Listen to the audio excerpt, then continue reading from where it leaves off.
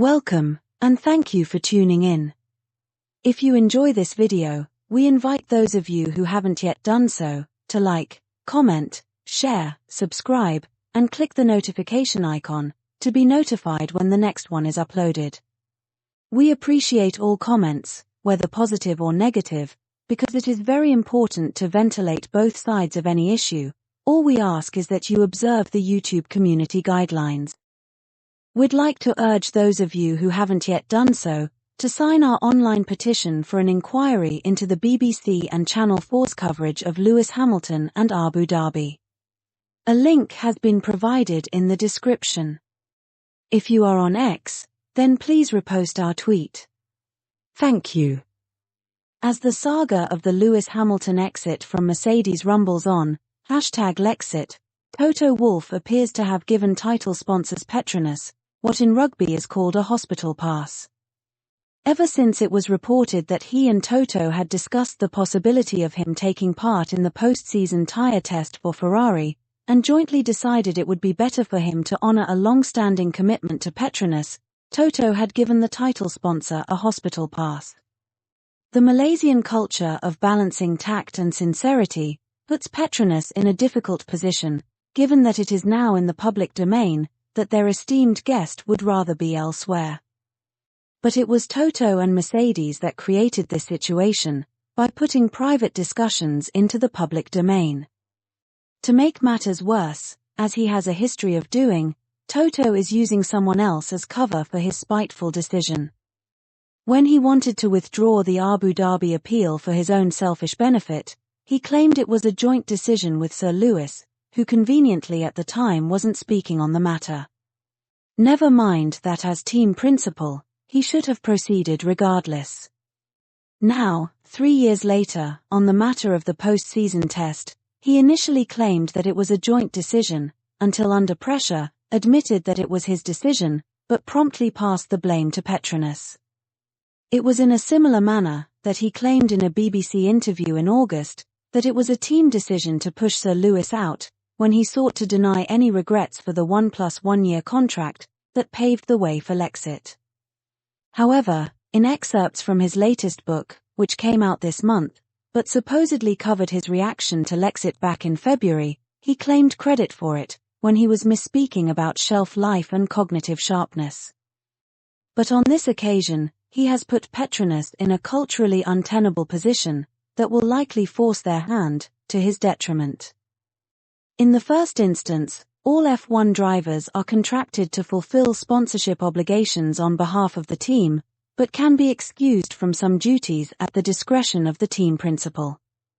For example, Mercedes had sponsorship commitments after Abu Dhabi, which Sir Lewis was obviously absent from, including the freak-off party.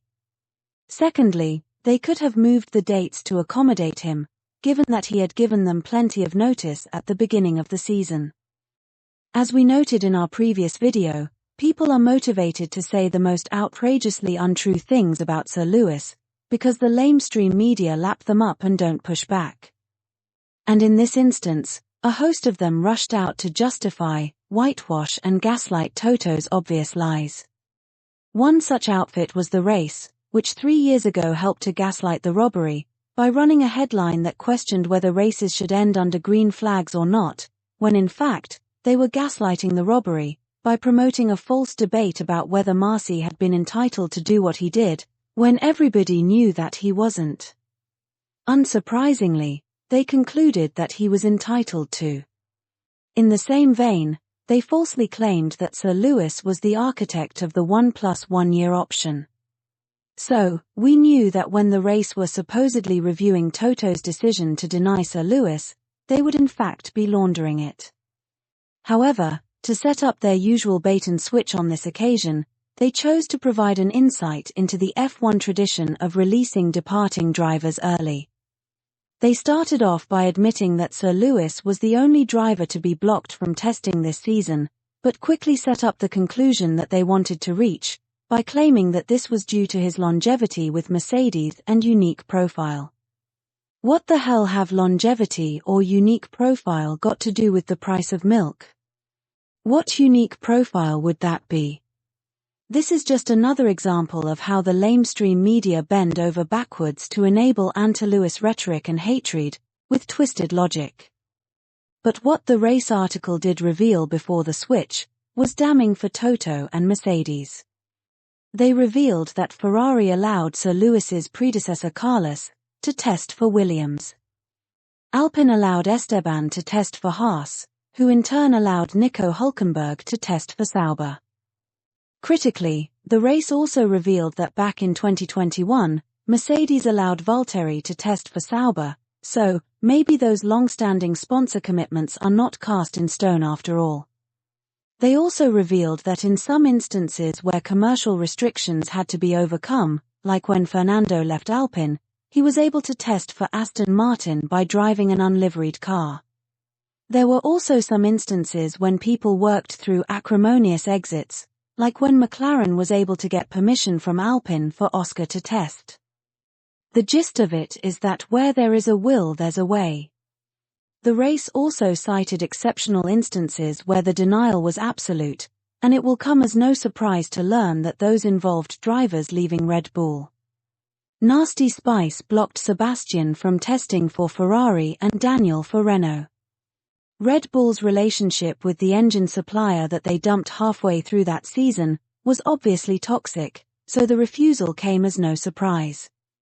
But, in typical Red Bull style, they did not faff around with any cover story and simply blocked the tests. Unlike our green snake in the green grass, who used his title sponsor to cover for his own spitefulness. Unlike Sir Lewis, both Red Bull drivers had announced their transfers mid-season. Daniel's transfer was announced after race 12 of a 21-race season, while Seb's was announced on the weekend of race 15 of a 19-race season. At that time, the four-time world champion was being outperformed by his teammate, who ended up winning the only 3 races not to have gone to a Mercedes driver that season. He subsequently ended 2014 without a victory, and claimed that Red Bull did a U-turn after previously agreeing to the early release. Nevertheless, he attended the test but did not drive for Ferrari, thereby confirming that the denial was vindictive. So, contrary to their own evidence, the race performed their bait and switch by claiming that Toto, who didn't block Valtteri, blocked Sir Lewis because of his longevity with Mercedes and unique profile.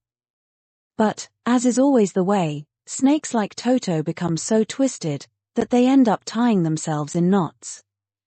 And on this occasion, his attempt to use his title sponsors to cover up his spitefulness will likely come back to haunt him. Thanks to Toto, Petronas now have to decide how to handle an esteemed visitor who has already said he would prefer to be elsewhere. Forza Ferrari.